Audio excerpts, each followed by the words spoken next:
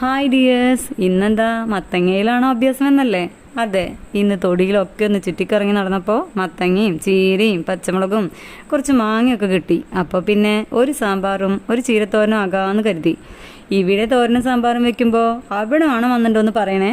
കാരണം നമ്മുടെ തൊടിയിൽ തന്നെ ഉണ്ടാകുന്നാകുമ്പോൾ അതിനൊരു പ്രത്യേക മണം തന്നെയല്ലേ. ഒപ്പം എന്ന് ഇഡ്ഡലിയും ചട്നിയും, പിന്നെന്താ അടിപൊളിയല്ലേ.